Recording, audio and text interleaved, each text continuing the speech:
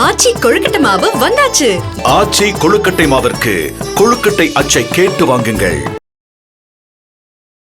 தங்க நகைகளை அடகு வைத்து பெற்ற 5 லட்சம் ரூபாயை ஆன்லைன் ரம்மியில் மகன் இழந்ததால் தன்னை சிலர் கட்டி போட்டு நகைகளை கொள்ளையடித்துவிட்டு தப்பியதாக நாடகமாடிய 50 வயது பெண் மீது வழக்கு பதிவு செய்து போலீசார் விசாரணை நடத்தி வருகின்றனர்.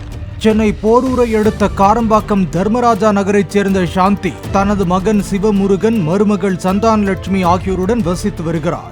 வெள்ளிக்கிழமை அதிகாலையில் சிவமுருகன் எழுந்து பார்த்தபோது சாந்தி கை கால்கள் கட்டப்பட்டு மயங்கிய நிலையில் கிடந்ததாகவும் அவரை மீட்டு மருத்துவமனையில் அனுமதித்த குடும்பத்தினர் உடனே பலசரவாக்கம் போலீசாருக்கும் தகவல் அளித்துள்ளனர்.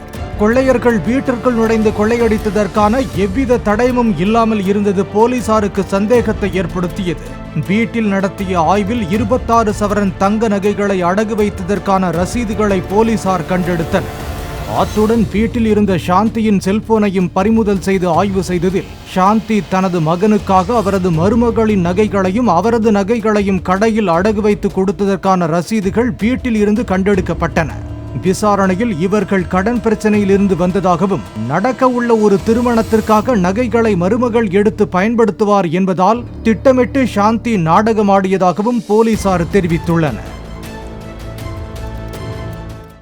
ஆச்சி கொழுக்கட்டை மாவு வந்தாச்சு. ஆச்சி கொழுக்கட்டை மாவிற்கு கொழுக்கட்டை அச்சை கேட்டு வாங்குங்கள்.